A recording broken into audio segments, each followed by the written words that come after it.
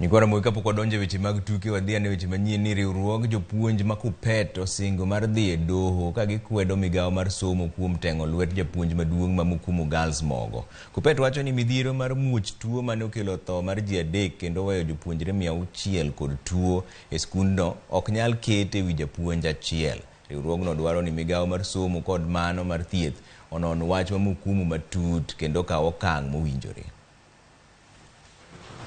Riwruog jopuonj mag sekondar kod kuonde tiegruok mamoko KUPPET oyango ni ne gitimo nonro e wi muoch tuo ma Mukumu giwegi kuom tudruok kod lakteche moko e chak jumani. Jopuonjre 2 kod jatich moro achiel nowito ngimagi e skund sekondar ma Mukumu kaluwore gi muoch tuo ma nyaka sani pok oyangi. KUPPET dwaro ni piny owacho mondo oyang duoko mogik ka gileko ni nopanda dieri moko e duoko ma ohiu mane ochiw. Rather than systematically addressing an emerging epidemic, the government is engaged in a massive operation to cover up evident gaps in school health. KUPPET lero ni chuno Frida Ndolo gi Rutaya woyo board mar sikul kod oro jopuonjre matuo pacho kapok ne onon tuono matut gino kenge ma ok osekonyo kendo nyalo mana nyayo tuo. A teacher of English in a high school has no capacity to control an epidemic. This is an area of the public health department. How can they force the principal with a gun on her head to resign? We are going to claim damages. Damages, because this is somebody who has worked for this country for over 30 years with impeccable record of success. Jagoro maduong' mar riwruogno Akelo Misori olero ni ranyisi mag tuo mane onyiedhore kuom jopuonjre ma Mukumu Girls kaka del machwakore, ich kach, ng'ok kod ambululu ne okalo kiewo ma Mukumu Girls kaluwore ni ranyisi ma kamago bende ne ofweny kuom jopuonjre e sikunde moko e counties ma Kakamega, Bungoma kod Vihiga. And regrettably, her forcible retirement fits in a pattern where our hard-working principals are used as sacrificial lamb to assuage public anger at the whiff of any malfunction in the school system. Chike matayo rito ngima jokanyo e sikunde mong'ere kaka Kenya School Health Policy lero yore mowinjore e neno ni sikunde yudo pi maler, oket gige manyayo ler kaka chope, kaachiel kod alwora maler. Instead of knee-jerk reactions, the Cabinet Secretary for Education, Honorable Sirkal Machogu, should convene a multi-agency team to review compliance with the Kenya School Health Policy 2018. Nonro mar KUPPET lero ni pi ma Mukumu Girls ne okane tangi manie bwo lowo ka tangi no ni machiegni kod odundu machwalo pi taka.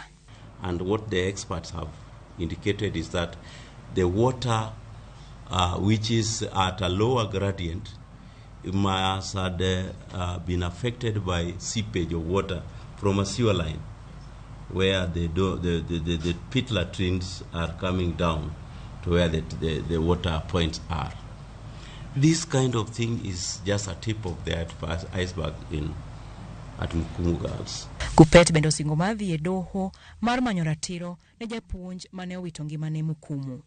Although we cannot control death, but in this manner, you can see the teacher has been killed because she's a boarding mistress.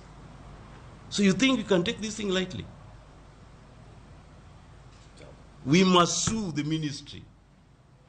We must sue the Ministry of Health. We must demand for damages. They must pay. I know every court in this land will listen to us. And we are suing them on behalf of the families who may not have the voice to do the same.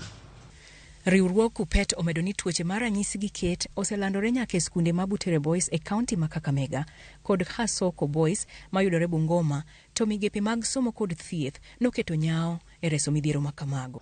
Before using the sledgehammer on the victims of the ministry's dysfunction, Honorable Machogu must clean his office first and ensure that his quality assurance officers understand and are accountable for their work. And to achieve disease prevention and control in schools, routine school inspection should be allocated more resources.